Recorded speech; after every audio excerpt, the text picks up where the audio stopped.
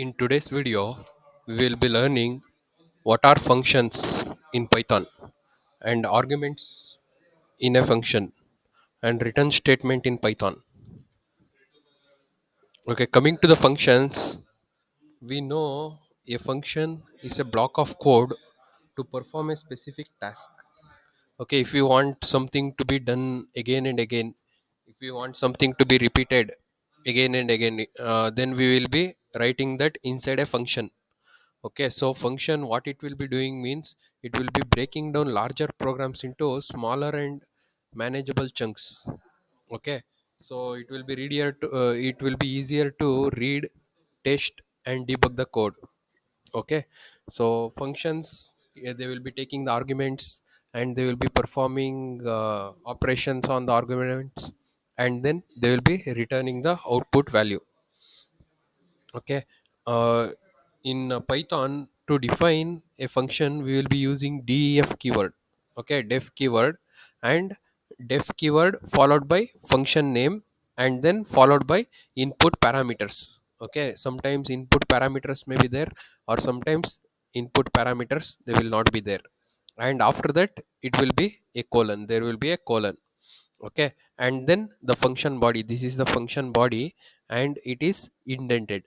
Okay, so indentation is there. According to the indentation, we will be that system will be knowing what is the function body.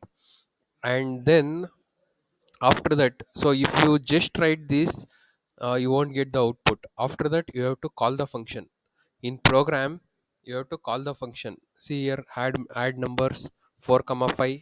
From here you are calling that function, and from here the call will go to the function definition, and then it will be calculating, and then it will be returning. For this example, 4 comma 5, it will be a will be 4 and b will be 5, and sum will be 4 plus 5, and it will be giving the output, it will be returning the output 9. And arguments, we know arguments of a function. In a function, while calling the function, if you want you can send the argument, and if you don't want, you need not send the arguments. So whatever variable is inside a function during the function definition is known as a formal argument. Okay, there are two types of arguments. If we see this example, this 4 comma 5, it is actual argument, and this a comma b, it is formal argument, it is only inside the function, so it is formal argument. And then return statement. Okay, return statement, we will be using it inside a function. Okay, if we use that one inside a function, we can use that one for exiting a function and returning a value. Okay, if we write like this.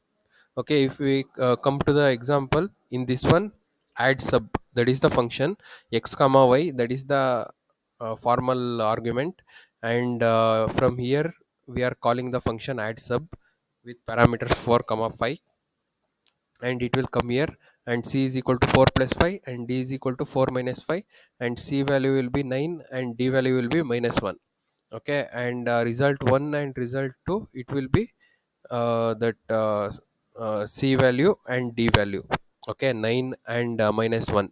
So if we print the result, it will be printing 9 and minus 1. Okay, so it will be working like this, the function, it will be working like this.